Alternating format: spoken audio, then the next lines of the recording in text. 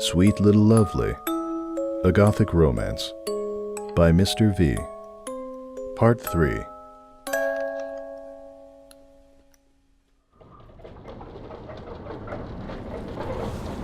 The doors slid open heavily, clattering upon the old iron tracks of the barn not far from Mr. Carver's workshop. The odor inside was singularly oppressive. Pens lined the walls, most of them occupied by large, healthy pigs jostling about with grunts and quiet piggy noises. You keep pigs? Marvelous commented with carefully inoffensive evenness. Mr. Carver merely smiled. Are you not fond of animals, then? Looking about, Marvelous let his eyes meet one of those nearby beasts. It stared and wrinkled the flesh of its snout, its jowls bobbing as it chewed on some mysterious but undoubtedly disgusting thing. Marvelous found himself cringing away. Well, I'm certainly fond of some more than others, he replied, and turned with curiosity to his host. But why keep them at all? I can't imagine you find much use for them. He received another mysterious smile for his trouble as Mr. Carver started away towards the rear of the building.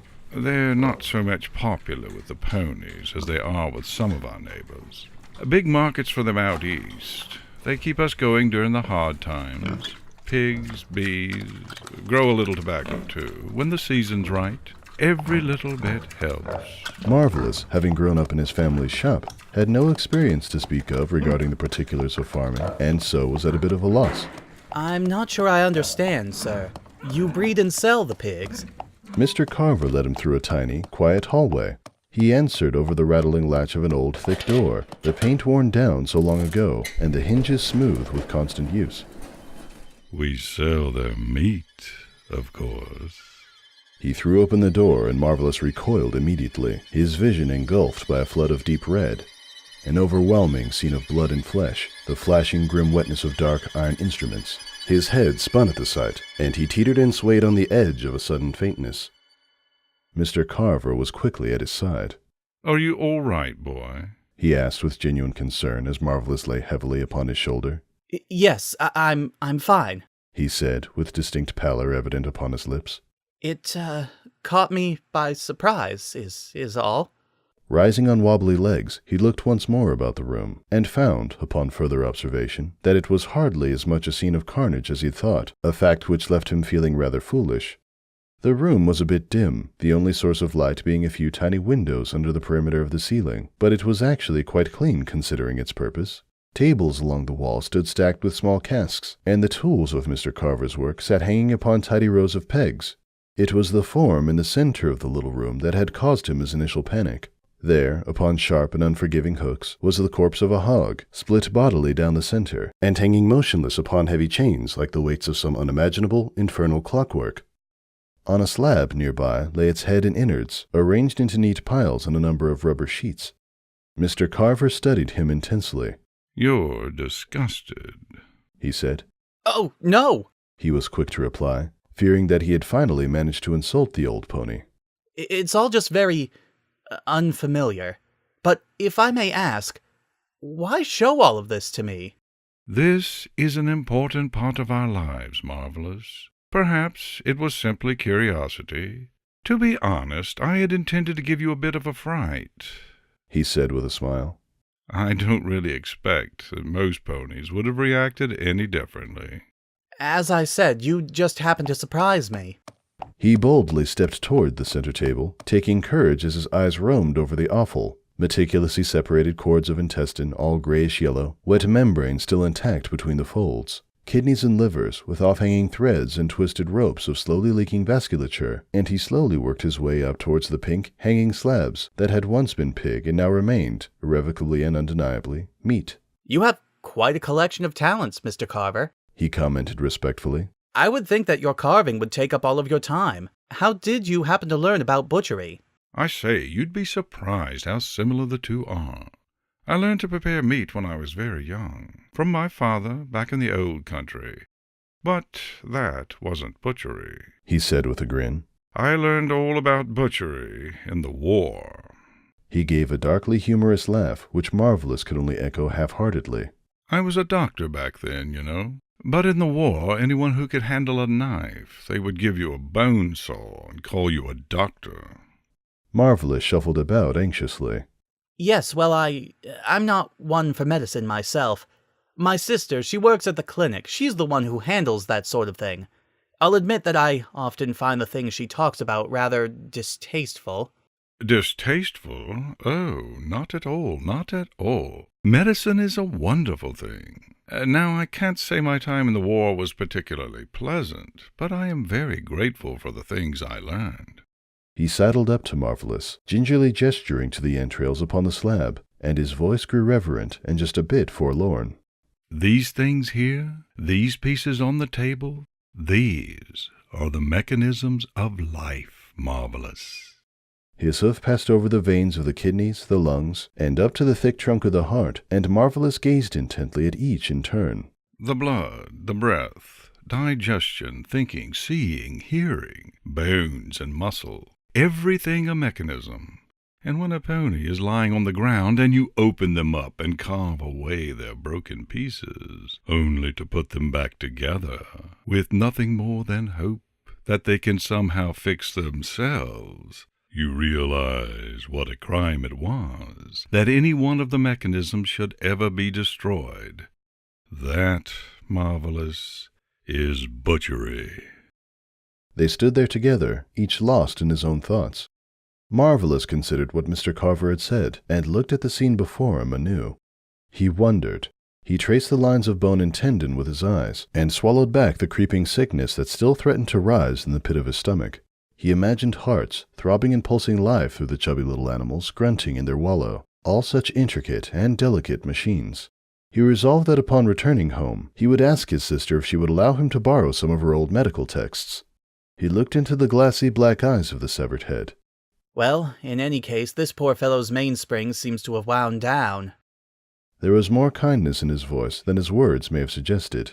I have to wonder, though, He asked, what it must be like when your mechanism stops.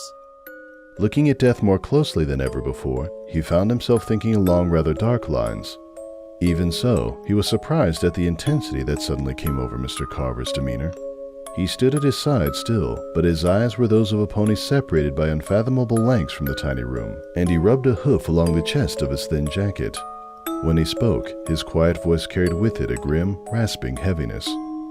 From what I've seen, He said, I'd suppose that it's worse than anything you could ever imagine.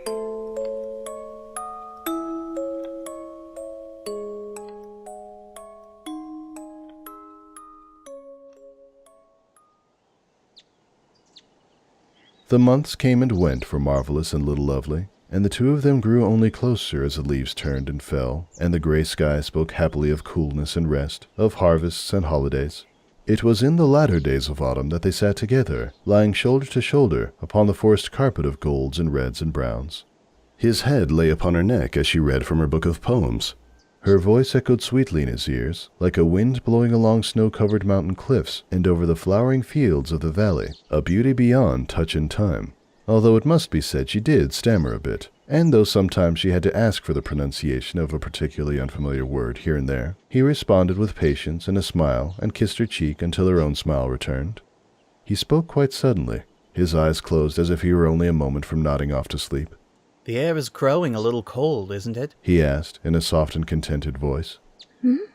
Yes, I suppose it is. Marvelous pursed his lips and clicked his tongue.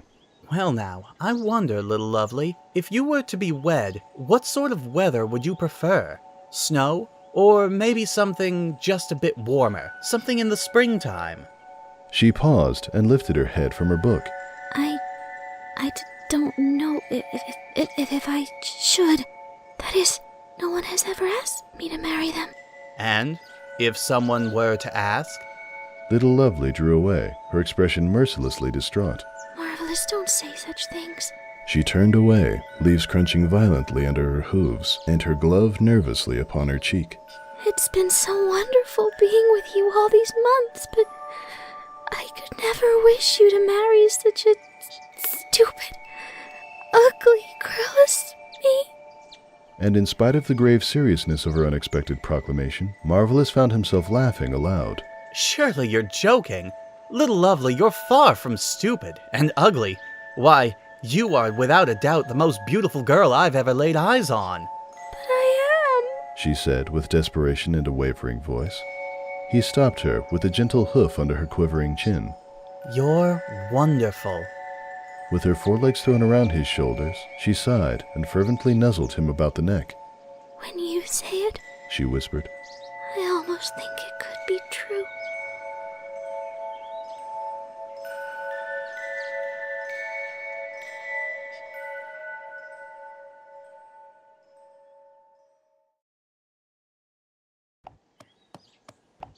Marvelous made his way home in the encompassing light of late afternoon, that odd sort of hazy sheen which seemed to drive away the shadows to leave behind a dreamlike pall, his mind at peace but for the lingering question of little Lovely's unusual distress. Where she could have possibly come about the idea that she was anything but beautiful, he surely did not know. He continued an easy pace along the long road into town, having taken the roundabout path that led along the mill stream, where the wind whistled through the bare boughs along the hills and hollows that stretched over the countryside. And suddenly he found his steps arrested, the cause only just on the edge of his conscious appraisal. It was on the side of the road, a little form of white and red caught by the corner of his eye, and, driven on by a strange sense of fascination, he drew closer. A chicken, dead, torn but not eaten, perhaps by a stray dog or some such wild creature. His gaze was fixed upon it, its feathers stained, rough and broken, and missing in patches. A gash showed upon its belly, open over its legs with a hint of intestine protruding, yet otherwise it seemed to be intact. The smaller intestine, comprised of the duodenum, jejunum, and ileum, absorbs the nutrients of digestion via the mucosa, sending them to the blood. The blood circulates through the vasculature by force of the heart. Within the heart lay the ventricles and the atria, muscular chambers, allowing proper pressurization and distribution of the blood, and which together create the characteristic steady rhythms of the heartbeat as directed by the excitation of the sinoatrial node. Marvelous had taken voraciously to the study of the medical texts, enthralled at the wealth of intriguing new mechanisms to peruse, but had, unlike a true student of medicine, heretofore lacked any useful biological specimens. After a careful glance about the road, he lifted the body from the ground and slipped it into his saddlebag. His family would think it a terribly odd thing to have, of course, so he would have to secret it away, and it would only last a short time before it grew rancid. Nevertheless, he was unable to resist the scholarly allure presented in the bloody, white bird that lay upon its wings in the dirt of the forest.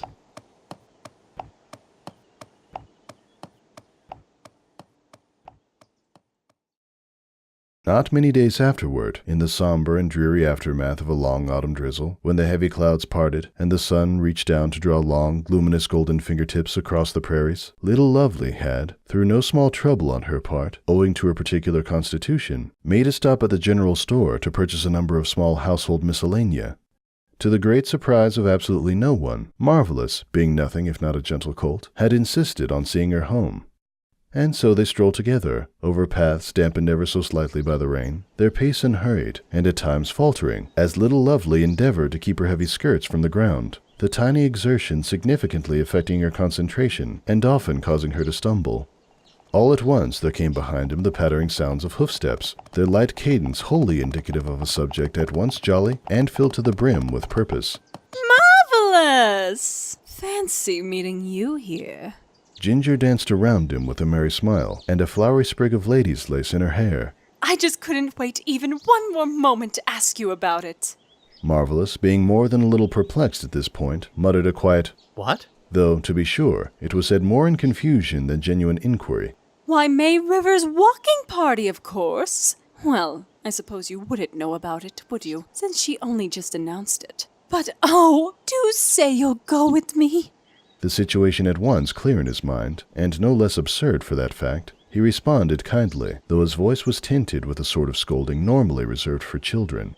Ginger, please. He said as he motioned to little Lovely at his side. You're being quite rude. Ginger appraised her with indifference and offered a tedious, How do you do? ignoring whatever reply was made as she bumped little Lovely aside, putting herself between the two in order to gain more of Marvelous's attention.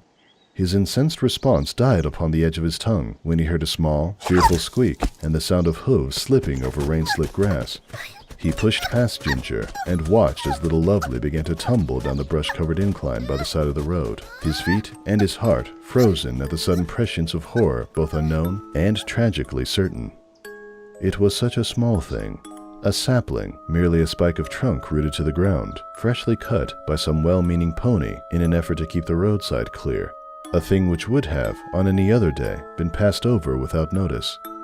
So it was with bitterly sorrowful anticipation that he watched, as her fall was abruptly and cruelly ended, and she lay, pierced through by a small wooden spike, and left bleeding, gasping, upon the golden autumn leaves of the slope. Ginger's mouth sat wordlessly behind her trembling hooves as Marvelous rushed past, nearly tumbling himself as he leapt with abandon down the hillside. The ground tore under his hooves as he rushed to his love, and with panicked words he cooed gentle and hushed reassurances as he took her pale face in his hooves. Her eyes, he shuddered to think it, seemed dim, yet she looked untroubled, strong and peaceful, even in this terrible situation, as she lifted her forelegs to his neck. You mustn't move, darling, he admonished, his eyes falling with terror on the blackened stain glistening upon her belly, where the jagged point rose in gruesome relief beneath the fabric of her dress. He shouted over his shoulder, only to find, upon glancing back, that Ginger had already taken flight. Someone will be here shortly, I'm sure of it. But still she lay with a ghostly calm. Marvelous. She said, her cold hooves wide in their stockings still hooked about his neck. Take me to Papa. He tried to resist, denying each time her request. His hooves stayed at the thought that he may, in his action, harm her more terribly than by his inaction. Yet soon her placid calm gave way to a touch of fear, and at the tremble in her voice and the tightening grip on his neck, his resolve crumbled and gave way to immediate, unthinkable frenzy. He lifted her from the ground and onto his back and hurried to the road. As he ran, his mind was pulled back to that awful moment, forcing him to watch again and again as her body wrenched with pain upon the stake, forcing him to hear anew the grotesque pop of ripping cloth and flesh.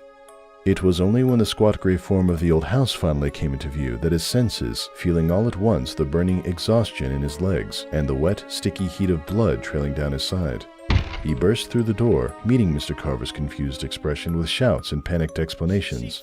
The old pony's demeanor quickly faded from bewilderment to the grim, stern face of one familiar with the sorrowful operations of mortality.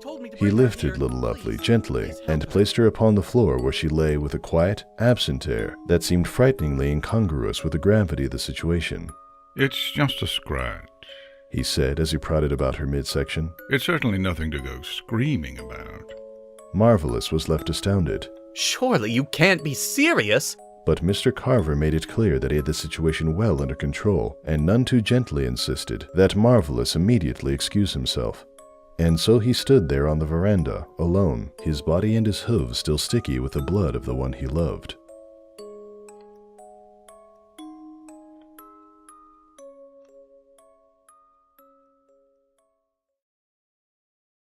He returned only a few hours later, accompanied by a trembling and inconsolable Ginger, as well as one Dr. Castwell, who, while he normally kept practice in the large city just outside the village, often made rounds in the smaller outlying communities.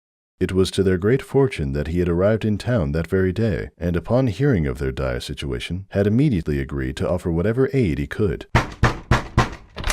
Marvelous pounded heavily upon the door, which, to his surprise, was opened immediately. The three of them were met with the wide smile of Mr. Carver, and at his side, in no apparent distress or pain of any kind, stood little Lovely. Good evening, he said happily, and offered Marvelous a friendly nod before turning to Dr. Castwell. Is there something I can do for you folks? Neither Marvelous nor Ginger spoke a word, the strangeness of the situation leaving them uncertain whether to feel relieved or merely puzzled. Finally, the doctor spoke up. Excuse me, but I was told there had been some sort of accident. Accident? Here Mr. Carver allowed himself an amiable little laugh, to their continued astonishment. Well, I suppose it was something like that. But here now, come inside, come inside. It's no good for a fellow to keep his guests outside, yes?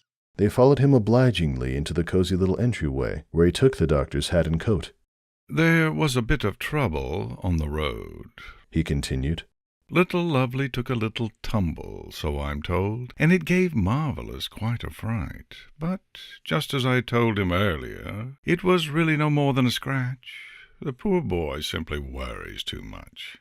Ginger's tormented expression melted away at the news, giving way to such palatiated cheerfulness that she seemed once more on the verge of tears. But Marvelous could not so easily escape the needling intimation of unease that had pervaded his mind in the sudden absence of fear. It was a sense of incorrectness, an undirected suspicion that was only more strongly impressed upon him by the forlorn, almost fearful expression that he found on the face of little Lovely. With quiet whispers he led her away, leaving the others to talk amongst themselves as he took her through the house, exiting to the dusty lot just outside the rear doorway. Little Lovely, are you feeling well? Really? Of course. She answered without lifting her head. I'm just a bit tired, but I'm fine. But how? When you fell, I was sure that... Well, it seemed... In the silence, she met his eyes. There was something familiar in the cool prairie wind that shifted her mane, yet in her gaze there was a sadness that was at once quite unfamiliar and wholly unescapably arresting. Papa fixed me, she said. He fixed you? You mean he treated you, of course, but... He's been fixing me for a long time, ever since. Marvelous stood breathless, feeling as if his soul were suddenly constricted, bound to be pierced by some great and sorrowful curse that lay ready to slip from her tongue. Since? Ever since I died. That familiar prairie wind blew across his neck, raising a shiver as little Lovely slowly placed a kiss upon his cheek. Her lips, he realized, were unmistakably cold against his skin.